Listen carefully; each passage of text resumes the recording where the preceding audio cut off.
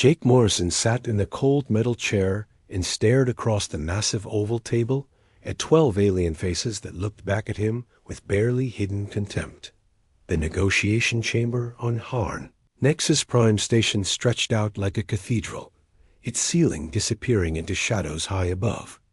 Holographic displays showed star maps and trade routes, while alien delegates whispered among themselves in languages that sounded like grinding metal and dying wind. The Zellarian ambassador spoke first, her voice carrying the musical tone that her species used when they thought they were being generous. Ambassador Morrison, surely you understand that humanity's recent expansion has been quite aggressive. The Corvin sectors, the mining rights in the Vega system, your military buildup. Around the outer colonies, the Council grows concerned about Earth's intentions. Jake kept his face neutral while his mind processed what she really meant. 6 months of these meetings had taught him to read between the lines. The aliens were not concerned about human aggression. They were concerned about human success. Our expansion follows all established protocols, Jake replied calmly. We have filed proper claims, respected territorial boundaries, and maintained defensive forces appropriate to our holdings. I fail to see the issue. The Corvin general slammed, a clawed fist on the table, his massive frame shaking with barely controlled anger. The issue, human, is that your species reproduces too fast, builds too quickly, and asks too few questions. You disturb the natural order of things. Jake almost smiled at that. The natural order. The same natural order that had kept galactic civilization stagnant for 3,000 years, while humanity had gone from wooden sailing ships to faster-than-light travel in less than 4 centuries. The ancient Vorthic representative spoke next, its voice emanating from a translation device, since its species communicated through electromagnetic pulses. The Council has prepared a comprehensive agreement that will address these concerns while ensuring humanity's continued prosperity within galactic society. A holographic document appeared in front of Jake, filled with clauses and subclauses. That scrolled on for pages. He had already read preliminary versions of this agreement dozens of times. The terms were simple enough, despite the complex language. Humanity would surrender its advanced computer technology to galactic oversight. Human expansion would be limited to 3 new colonies per decade. Earth's military forces would be reduced by 60% and placed under joint galactic command. Human research into weapons technology would be banned entirely. In exchange, humanity would receive continued access to hyperspace lanes, participation in galactic trade networks, and protection under the Mutual Defense Treaty. The aliens presented this as a generous offer, a chance for Earth to remain part of the galactic community. Jake looked around the table at faces that belonged to species with histories spanning millennia. The Zellarians had controlled interstellar banking for 8,000 years. The Corvins had built their empire through conquest and intimidation. The Vorthic claimed to be the first species to achieve faster-than-light travel. All of them had grown comfortable with their positions in the galactic hierarchy. These terms are quite comprehensive, Jake said slowly, still reading through the document. But I notice several issues that need clarification. The Zellarian ambassador's musical voice took on a sharp edge. The terms are not negotiable, Ambassador Morrison. The Council has spent considerable time crafting this agreement. We expect Earth's signature within the next 48 hours. Jake set down the holographic display and leaned back in his chair. Through the massive windows of the station, he could see Lisa Rodriguez's ship waiting in the distance, its sleek hull reflecting starlight. The U's Freedom carried a crew of 200 humans, all of whom had volunteered for this mission, knowing they might not return home. 48 hours seems rushed for such an important decision, Jake said. Surely the Council can allow Earth's government time to properly review these terms. The Corvin general growled low in his throat. Your government has had months to prepare for this moment. The delays end now. Jake stood up slowly and walked to the window. Behind him, he could hear the aliens murmuring among themselves in their various languages. They thought they had won. They believed humanity had no choice but to accept their terms or face economic and military isolation. What they did not know was that Dr. Peter Wong had been working in secret laboratories for the past 5 years, developing technologies that made galactic hyperspace networks obsolete. What they did not understand was that human engineers had already begun moving critical infrastructure to locations outside known galactic territories. What they could not imagine was that humanity had been preparing for this exact moment. Since the first alien ship had arrived in Earth's solar system, Jake turned back to face the table. The alien delegates were watching him with expressions ranging from impatience to barely concealed hostility. These beings who claimed to be humanity's partners and allies had just presented Earth with an ultimatum disguised as a treaty. "I have a question about enforcement," Jake said, returning to his seat. "This agreement grants the Council authority to inspect human facilities, monitor our communications, and override our military decisions. What happens if Earth refuses to comply with these inspections?" The Vorthic representative's translation device hummed for a moment before speaking.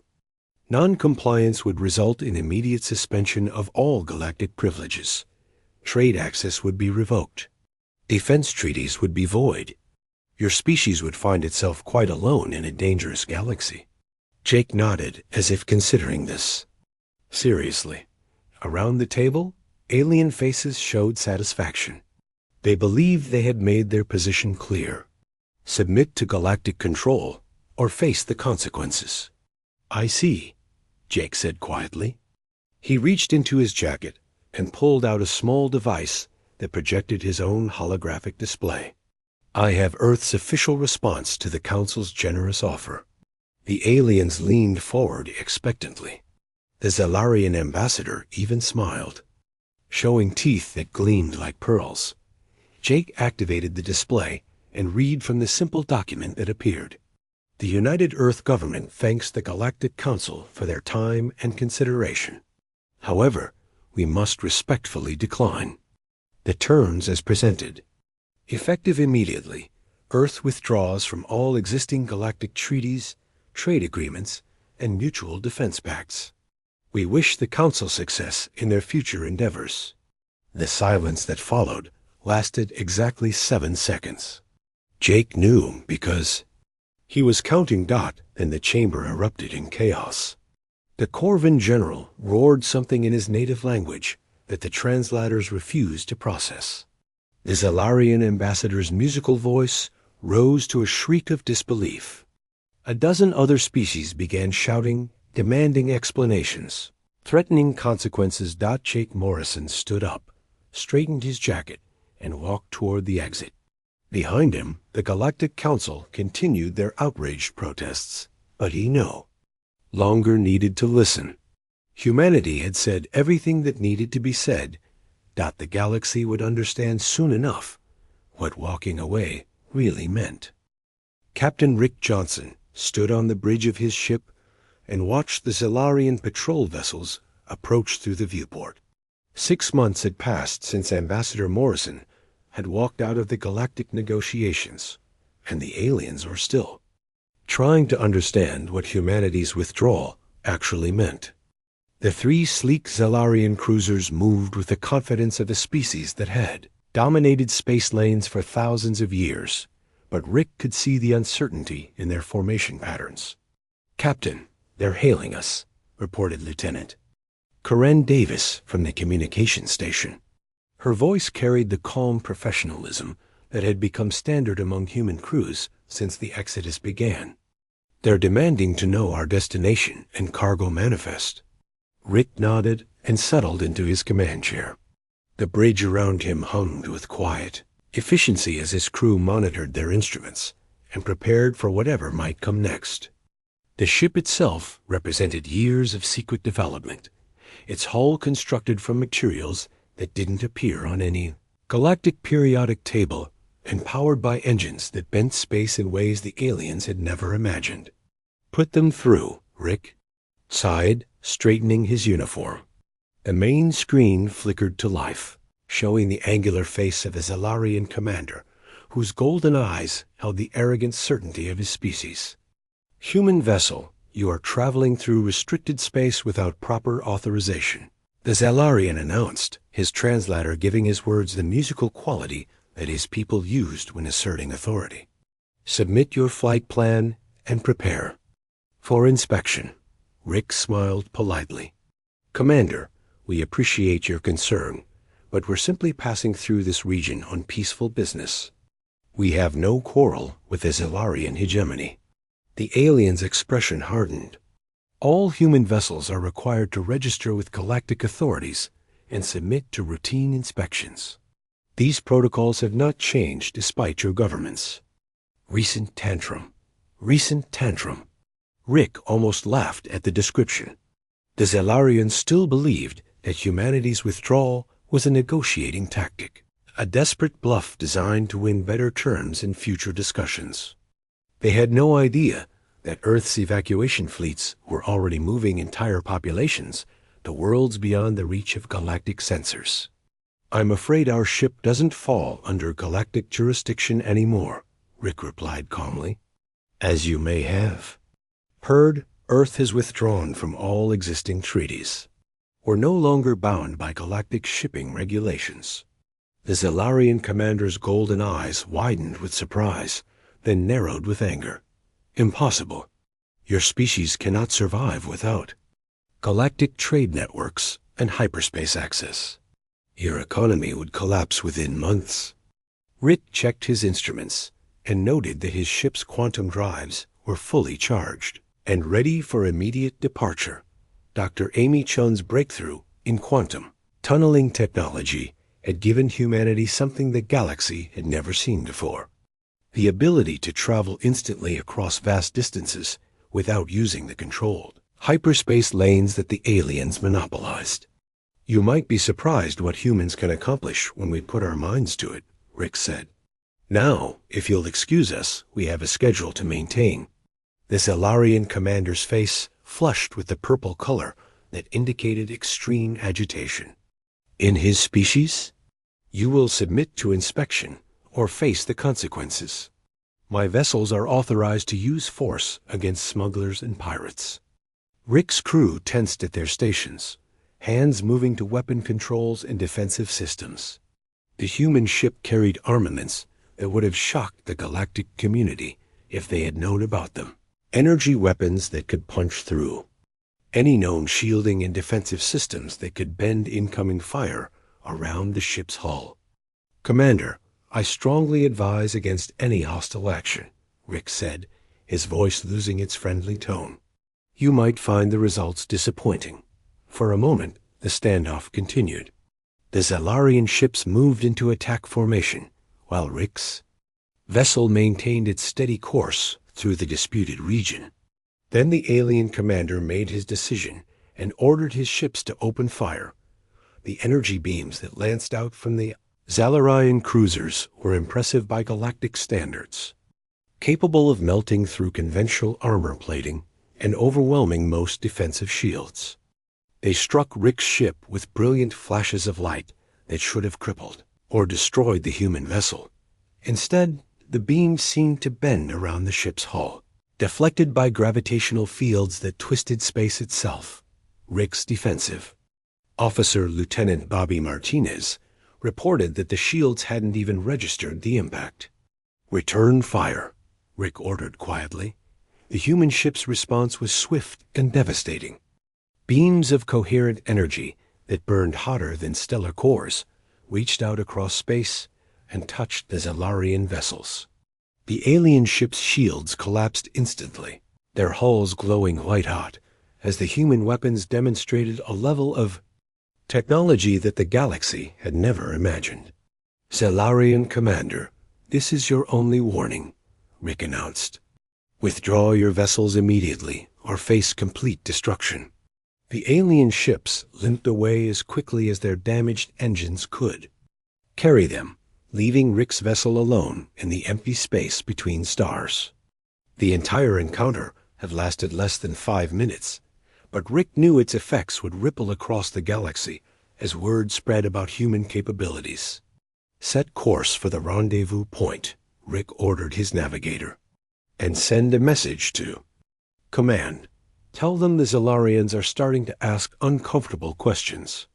As his ship engaged its quantum drives and vanished from normal space, Rick thought about the reports he had been receiving from other human vessels. Alien traders were arriving at Earth's former colonies to find empty installations and abandoned mining operations. The massive orbital shipyards around Luna had been dismantled and moved to secret locations. Research stations throughout the solar system had simply disappeared overnight. What the aliens were discovering, slowly and with growing alarm, was that humanity had not just withdrawn from galactic politics. They had withdrawn from galactic space entirely, taking with them technologies and capabilities that the other species had never bothered to understand or appreciate. On Haven's Rest, the hidden world that served as humanity's new capital, President Maria Santos was overseeing the greatest relocation effort in human history. Entire cities had been transported to carefully selected planets and regions that didn't appear on any galactic star charts.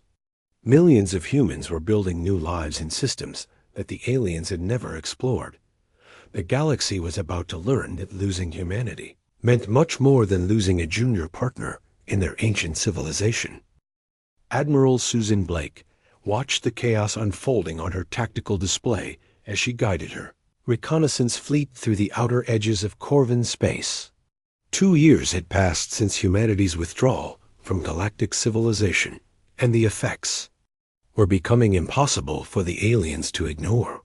Her ships moved like ghosts through the void, their advanced stealth systems making them invisible to the massive Corvin war fleets that struggled with increasingly frequent mechanical failures. "Ma'am, we're picking up another distress signal from the 3rd Battle Group," reported Commander Lisa Park from the sensor station. "It looks like their main weapons array just went offline during what should have been a routine patrol." Susan nodded grimly as she studied the tactical information flowing across her screens. The mighty Corvin Empire had built their reputation on overwhelming military force, fielding war fleets that could reduce entire worlds to glowing slag. Their weapons technology was crude but effective, relying on brute power rather than elegant engineering. What the Corvins had never understood was that their most critical components came from human manufacturers who had quietly supplied precision parts for decades. "Any word from our technical analysis team?" Susan asked her intelligence officer, Lieutenant. Danny Wright consulted his datapad before responding. "The preliminary reports confirm what we suspected. The Corvins used human-manufactured targeting computers in 70% of their weapon systems. Without regular maintenance and replacement parts, those systems are failing at an accelerating rate." Susan allowed herself a small smile as she watched another Corvin dreadnought limping back toward their nearest base, trailing plasma from a ruptured engine housing. The aliens had always treated human engineering as adequate but unremarkable, never bothering to understand the sophisticated manufacturing processes that made their own technology possible. The communication system crackled to life with an encrypted message from Earth's new intelligence network. Susan listened as the report detailed similar failures cascading across galactic civilization. Zalarian banking systems were crashing as their quantum processors overheated without human-designed cooling systems. Vorthic research installations were going dark as their power distribution networks failed due to missing human components. "Ma'am, we're receiving a priority transmission from General Miller on New Terra," announced the communications officer. Susan accepted the transmission, and General Frank Miller's weathered face appeared on her screen. Behind him, she could see the bustling activity of humanity's new military command center, where engineers and scientists worked around the clock to develop technologies that would have seemed like magic to their former galactic neighbors.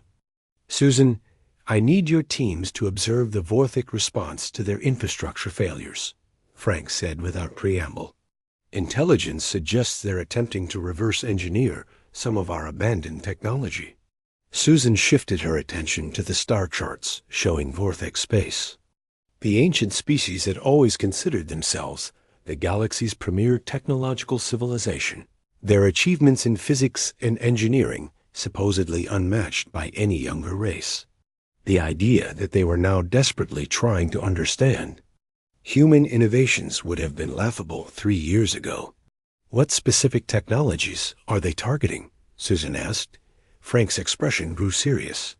Quantum computing arrays, primarily. It seems their entire scientific infrastructure was more dependent on human innovations than they realized. Without our processing systems, their research capabilities have dropped to levels not seen in centuries. The irony was not lost on Susan. For decades, the Vorthic had dismissed human computer science as primitive and inefficient, preferring their own crystalline processing matrices. What they had failed to recognize was that human quantum computers achieved processing speeds that made their ancient systems look like mechanical calculators. I'll position my ships to monitor their main research facility at HFY, Susan confirmed. If they're planning any desperate measures, we'll know about it. As her fleet altered course toward the heart of Vorthic space, Susan reflected on the reports that had been flooding in from across the galaxy. The economic disruption was spreading faster than anyone had anticipated. Trade routes that had relied on human freight companies were collapsing as alien shippers proved unable to maintain the complex logistics networks that kept goods flowing between star systems. The Zalarian Banking Consortium had already announced the first major financial crisis in their 8,000-year history. Their credit systems, which had seemed unshakable, were failing as the quantum encryption protocols developed by human programmers became corrupted without proper maintenance. Entire sectors were reverting to primitive barter systems as electronic. Commerce became impossible. On her personal display, Susan reviewed classified footage from a failed Corvin military exercise. The Empire's most elite battle group had attempted to conduct a standard planet assault simulation, only to watch their coordinated attack dissolve into chaos as ship-to-ship communication systems failed one by one.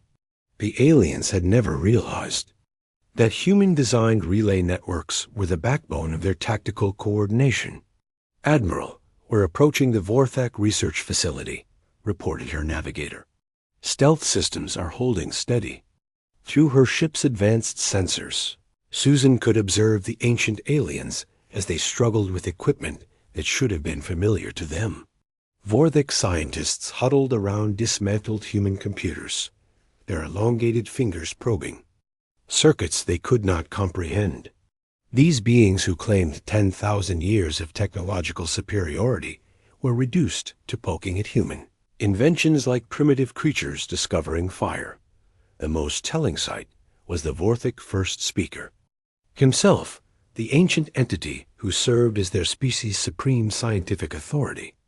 Susan watched through long-range scanners as the being that had once dismissed human achievements as crude, fumbling now personally supervised attempts to understand human quantum processing architecture. A priority alert flashed on Susan's command console, indicating an incoming message from the observation post at Frontier's Edge. Captain Joe Williams reported that alien refugee ships were arriving daily, filled with survivors from colonies where life support systems had failed. The refugees spoke of plagued ships drifting through space because their medical systems could no longer synthesize crucial medications that human biochemists had developed. Susan closed the report and looked out at the stars that had once seemed so welcoming to humanity. The galaxy that had treated Earth as a junior partner was learning the true cost of their arrogance. Every failed system, every collapsed trade route, Every darkened colony served as a reminder of what they had lost when they pushed humanity too far. Her tactical officer interrupted her thoughts with another update. "Ma'am, we're detecting multiple alien fleets converging on the edge of human space. It looks like they're finally ready to send formal diplomatic missions." Susan smiled coldly. After 2 years of watching galactic civilization crumble, the aliens were finally ready to talk. But humanity was no longer interested in conversation. Captain Joe Williams stood at the observation deck of Frontier's Edge Station and watched another wave of alien refugee ships limping toward the human outpost. 5 years had passed since humanity walked away from the galactic table, and the steady stream of desperate survivors had become a daily reminder of how far the galaxy had fallen. The ships approaching his station were nothing like the proud vessels that had once patrolled these regions with absolute authority. The lead ship was a converted Zellarian cargo hauler, its golden hull scarred by impacts and poorly repaired damage. Behind it came a motley collection of vessels from a dozen different species, all of them overcrowded with refugees fleeing the collapse of their home systems. Joe had seen this scene hundreds of times before, but it never stopped being surreal. "Captain, we're receiving another formal request for asylum," reported Lieutenant Nancy Ross from the Communications Center. "This group claims their home colony's life support systems failed completely 3 months ago." Joe nodded and activated his personal display to review the latest intelligence reports from across galactic space. The Zellarian hegemony had fractured into dozens of competing city-states as their banking networks collapsed entirely. The proud golden towers that had dominated financial centers for millennia now stood dark and empty, while former citizens fought over basic supplies. The Corvin Empire had suffered an even more dramatic fall. Their mighty war fleets sat grounded on military bases throughout their territory, reduced to expensive monuments to a power they could no longer project. Corvin warriors, who had once terrorized entire sectors, now fought with primitive weapons. As their advanced military technology became useless scrap metal. "Sir, we have an incoming priority transmission from the Galactic Council," announced Communications Officer Tony Clark. "They're requesting immediate diplomatic contact with human leadership." Joe almost laughed at the formal language. The same Galactic Council that had presented humanity with an ultimatum 5 years ago was now sending polite requests for meetings. The change in tone told him everything he needed to know about how desperate the aliens had become. "Tell them we'll forward their message to the appropriate authorities," Joe replied. "Standard diplomatic courtesy, nothing more."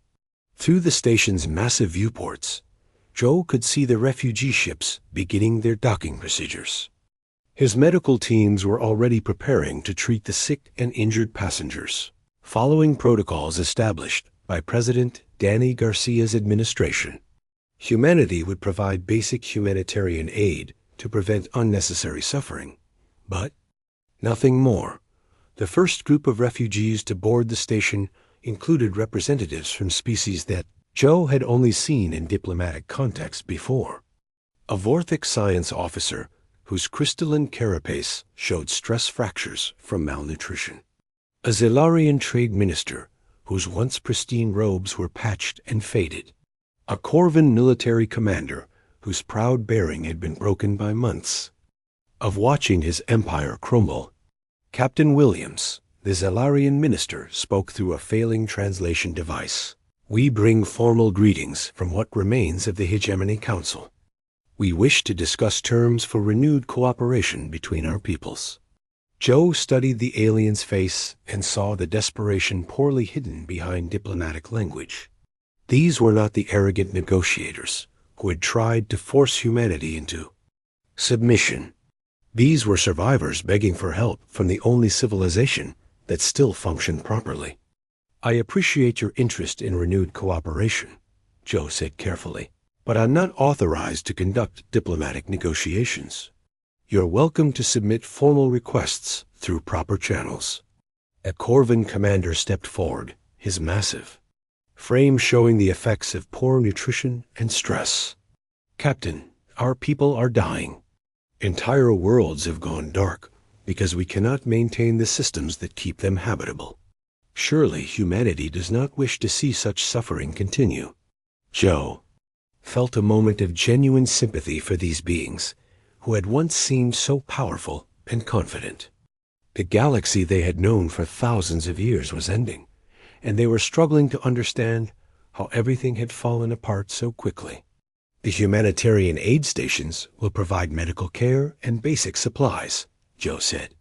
Beyond that, any larger discussions would need to involve people with much higher authority than mine.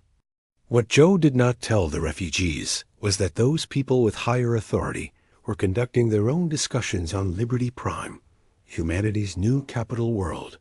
President Garcia and her cabinet were reviewing formal proposals that arrived daily from alien governments offering everything they had once refused to give. The proposals made for fascinating reading. Complete territorial concessions that would have doubled human space. Technology sharing agreements that gave humanity access to alien databases. Military alliances that placed human commanders in charge what remained of galactic defense forces. The aliens were offering everything they had once claimed was impossible. Dr. Helen Ross, humanity's chief science officer, had reviewed the alien technical offerings and dismissed most of them as obsolete. Human research had advanced so far beyond galactic standards that the aliens had very little to offer except historical curiosity. The matter compilers and space-time manipulation devices that human scientists had developed made most alien technology look like primitive tools. Captain, we're receiving another transmission, reported Lieutenant Ross. This one is from the Reformed Galactic Council directly. Joe accepted the transmission and found himself looking at a collection of alien faces that showed none of the arrogance he remembered from 5 years ago. The Zellarian representative spoke first, her musical voice carrying notes of genuine desperation. Captain Williams, the Galactic Council formally requests an audience with human leadership to discuss emergency assistance for failing colony worlds. We understand that humanity has moved beyond the old relationships, but surely some accommodation can be reached. Joe studied the faces on his screen and saw beings who had finally learned humility through suffering. They no longer demanded or threatened. They asked politely and waited hopefully for responses that might never come. I'll forward your request to the appropriate authorities, Joe said again. They will respond if and when they determine it appropriate. After the transmission ended, Joe returned to watching the refugee ships. More were arriving every hour, filled with survivors from a galactic civilization that had consumed itself. In the absence of human innovation and expertise, the proud species that had once treated humanity as junior partners now came as supplicants, begging for scraps from the table they had once controlled. The galaxy had finally learned what humanity was worth, but the lesson had come far too late. Captain Bobby Turner guided the Terra Nova through the rebuilt corridors of Nexus Prime Station, noting how different everything looked after 10 years of galactic decline. The once gleaming hub of interstellar civilization now showed clear signs of deterioration and hasty repairs.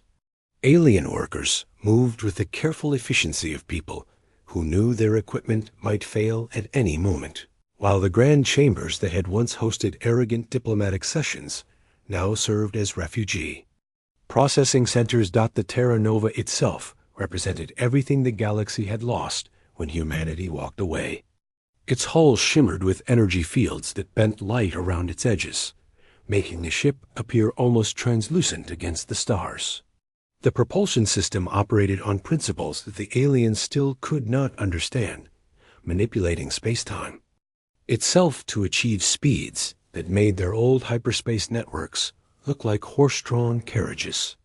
Captain, we're receiving clearance to dock at the diplomatic berth, reported Lieutenant Amy Parker from the navigation station. Station control sounds nervous. Bobby smiled as he settled into his command chair. The aliens had every reason to be nervous about this meeting. 10 years ago, humanity had been the junior partner begging for scraps from the galactic table. Today, human ships represented the most advanced technology in known space, while alien civilizations struggled to maintain basic infrastructure. The docking procedure went smoothly, despite the obvious anxiety of the station personnel.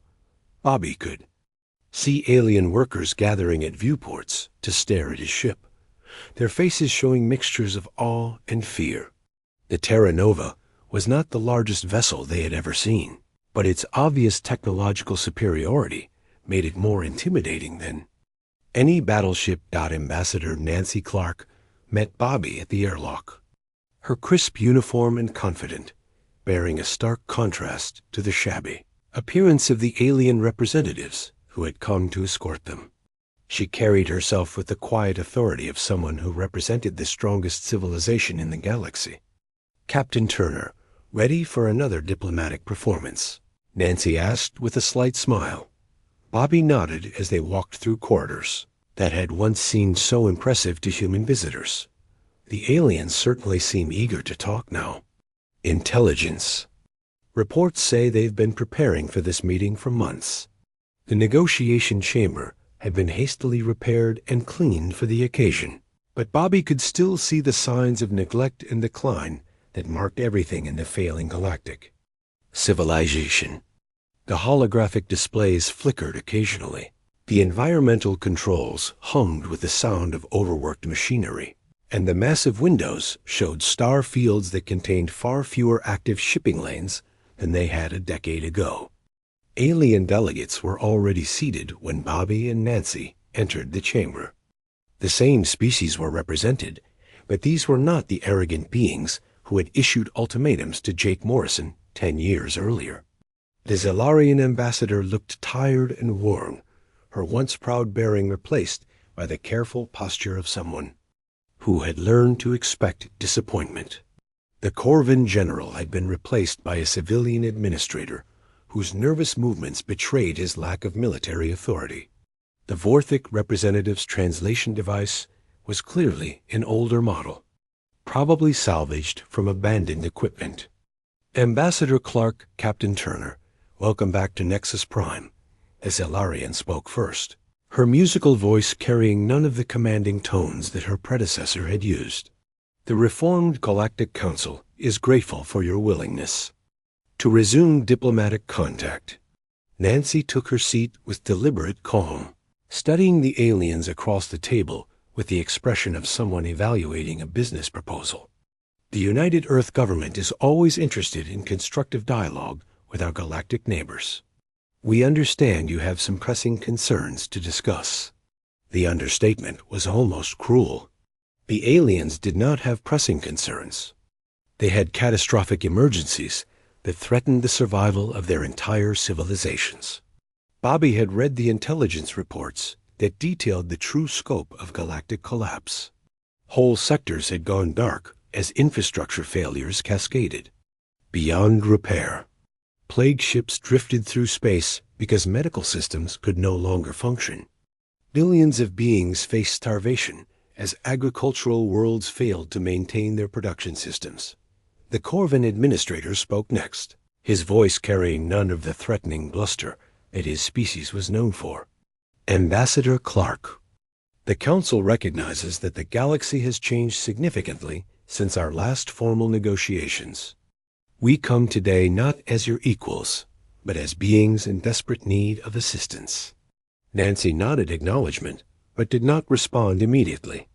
The silence stretched uncomfortably as the aliens waited for some sign of human sympathy or willingness to help.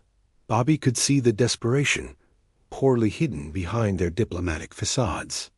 "The Earth government has been monitoring the situation throughout galactic space," Nancy said finally. "We understand that many worlds are facing serious difficulties maintaining basic infrastructure and life support systems." The Vorthic representative activated its translation device and spoke through electromagnetic pulses that became audible. Words: "Honorable humans, our species offers complete technological exchange, territorial concessions, and subordinate alliance status in exchange for assistance with critical system maintenance. Bobby almost laughed at the reversal. 10 years ago, these same aliens had demanded that humanity surrender its technology and accept subordinate status. Now they were offering everything they had once demanded in exchange for basic technical support. Nancy consulted her datapad before responding. The Earth government appreciates these generous offers. However, we must be honest about our current capabilities and priorities. Humanity has moved beyond the old models of galactic cooperation. The aliens leaned forward hopefully, misinterpreting her words as the beginning of negotiations. They did not understand that humanity was no longer interested in joining their failing civilization, even as its dominant partner. We are prepared to provide limited humanitarian assistance to prevent unnecessary suffering, Nancy continued. Medical supplies for plague-affected worlds, basic food shipments to starving populations, and emergency technical support for critical life support failures. Hope flickered in alien eyes around the table, but Nancy was not finished speaking. However, this assistance comes with no political strings attached. Earth has no interest in resuming formal diplomatic relationships, joining reconstructed galactic institutions, or participating in alliance structures. We will help where we can, but we will not resume the old partnerships. The silence that followed was deafening. The aliens had come expecting to negotiate new terms for human participation in galactic civilization. Instead, they were being offered charity from a species that had outgrown the need for their entire social structure. President Garcia appeared on the main display, speaking from her office on SciFiPrime. Behind her, Bobby could see the bustling activity of a civilization that had flourished beyond all expectations once freed from galactic limitations. The galaxy that once existed is gone, Garcia said calmly. Humanity has moved forward while you struggled with the consequences of your choices. We wish you well in your efforts to rebuild, but our path lies elsewhere among the stars.